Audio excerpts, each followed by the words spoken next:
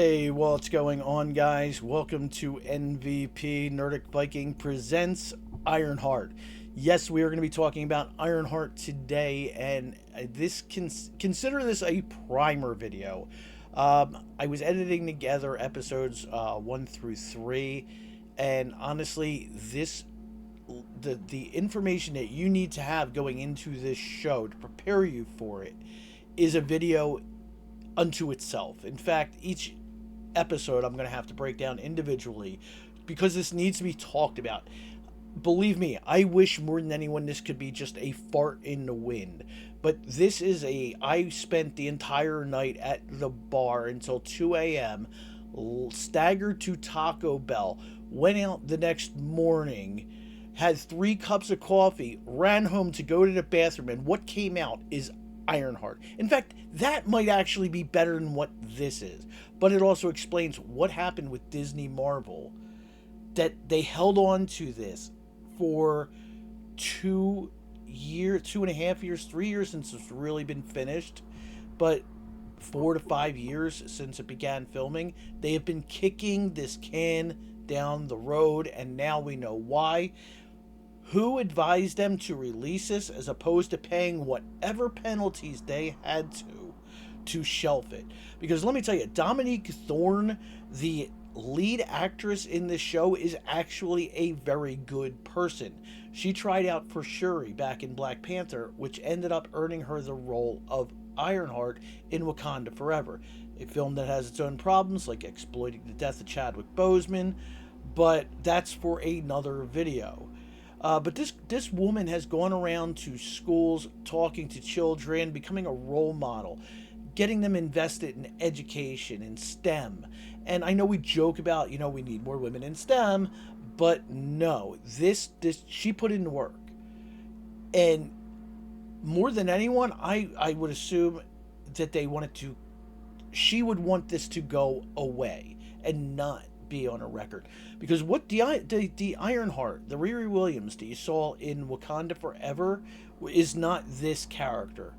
If they turned around and said, "Oh, this was a multiversal variant from evil MCU land," I would believe that, because this isn't the same character. It starts off with someone who is strung out, and Dominique Thorne plays this role very well. I'm assuming it's from a B plot or a C plot that they ejected, because this show was cut down from 10 episodes to 8 episodes to 6 episodes and then reworked a dozen times. So who knows what this was intended to be, but from everything you see in this show and in the backgrounds, especially in the backgrounds, because those they didn't catch on to change, you can see what they were really going hard for. And it is a messaging that is not made for children. In fact, who was this show even made for? It obviously wasn't made for people that look like me. Obviously. I will give you that 100%. But was it made for children? I can't see that either. Because the parents of the children, that the lead actress went around to their schools and became the role model for their children. Those parents are not going to let their kids watch this show after viewing it. And shame on Disney Marvel for trying to lead those parents into believing this is that role model, because it's not. This is not made for children. It is not supposed to be on a children's streaming service, and it is a bunch of hate-fueled slop. Now, Ironheart herself was created in 2016 by Brian Michael Bendis. Maybe inspired by Iron Man, or maybe inspired by her. Now, this is Hibiki. She is a Japanese actress, model, and singer, very popular. She portrayed the titular character of Ironheart in 2014. Now, much like this Disney Marvel production, this show was not made for children and should not be viewed by children. This is for adults. So, what inspired Brian to create a 13-year-old black female character based off of this? I'll leave that to you. I just give the information. But yeah, when you look at the directors, writers, and producers, and there's two of them on this that share all those responsibilities among some other writers, but let's focus on them. Samantha Bailey, she is a director, a writer, and producer on Ironheart. Now, you might know Miss Bailey here from You're So Talented, Brown Girls, White People. Yes, that's another one of hers. Uh, if it doesn't sound familiar, yeah, me either. Now, over here, we have Angela. Now, this is Angela Barnes. She is another director, writer, and producer of Ironheart. And she has done Atlanta and Loot. So we have You're So Talented, Genius, Brown Girls, White People, Atlanta, and Loot. That sums this show up completely. Because the titular character of Riri Williams is a criminal. She is a thief. And when I say thief, she is a kleptomaniac. She plans to steal. This girl wants to get a job in a big lab so she can steal without getting caught. Now, she's a genius because they tell us repeatedly. But you have to remember that Miss Williams spent how many years at MIT now? This is 6 months after Wakanda Forever, so she's 4 or 5 years in. And she is a horrible human being. She lies, she steals, and I think there was a B or C plot of her being a user because she is strung out in the first episode of this series. Now, they do try and backtrack this and play it as, oh, it's PTSD that she didn't have in Wakanda Forever. And let me take a minute to say, I don't think this is the same Riri Williams from Wakanda Forever.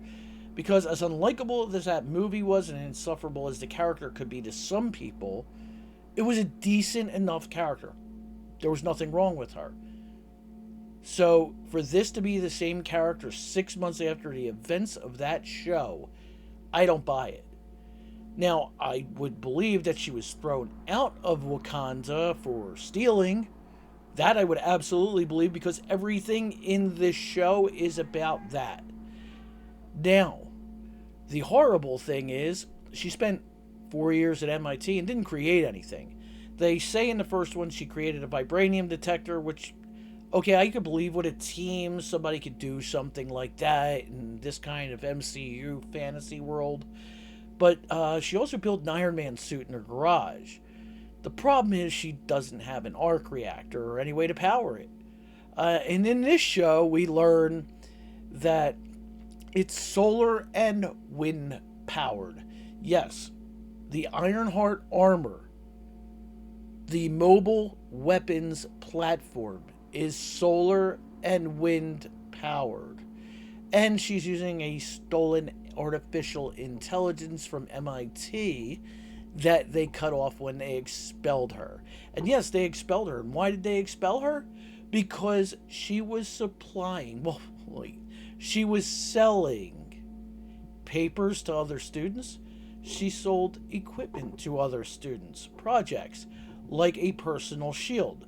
So right now, coming out of MIT in the MCU, we have a whole bunch of unqualified people that rode her coattails, paid her money to get jobs.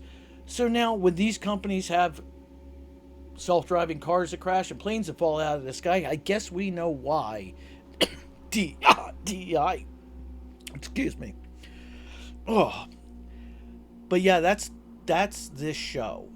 This entire show is a stereotype, and a horrible stereotype. No one in this show is good. Let me not say that. Riri's mom is decent, but that's about that. No one's written right.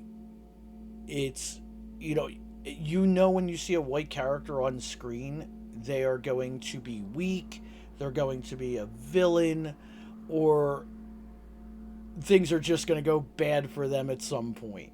And they stay true to that trope. Uh, Riri doesn't have a dad. I guess the first one left. The second one got shot in a drive-by along with Riri's 13-year-old best friend. That she uses a laptop and I guess some knockoff barf technology from Civil War to dream an AI into existence. And not only does she dream an AI into existence, this is a sentient AI based off of her brain scan while she was dreaming about her 13-year-old female friend that died in a drive-by. Are you following me here? And now she has this artificial intelligence, which means it has some kind of structure to it. She could sell this, get all the money she wants to create anything she could dream of. But what is her first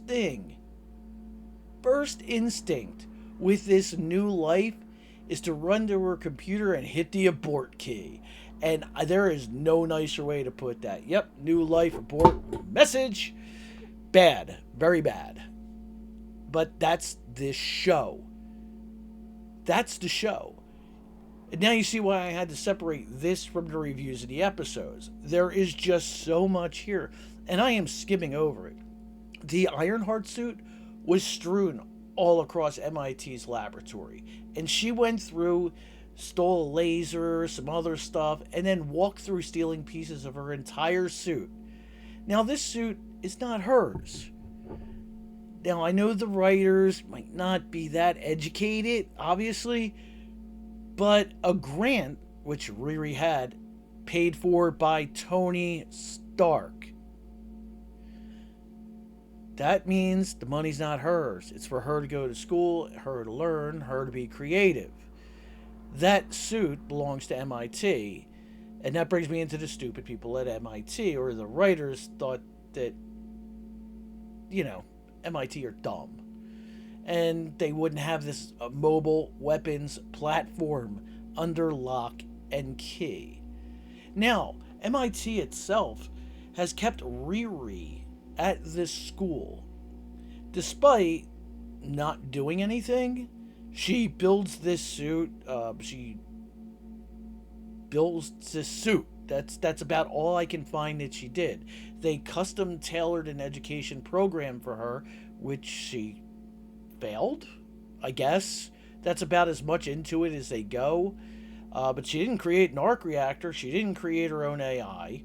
So she had funding, and she's a genius, so these should have been the first things she's conquered, since she could build an Iron Man suit in a day. And I'm not kidding. In the show, she builds most of an Iron Man suit in a day with a box of scraps, solar and wind powered, and a laptop creating an AI. Right. So this is the level we are on. But it's not about just Riri. The cult that she enters, and mind you, this is a cult because it's led by someone controlled by Mephisto, a demon named the Hood. Now, that character, we are going to get into it with him. But she joins a cult. And everybody in this cult is nutcases. You have Clown, who's a pyromaniac.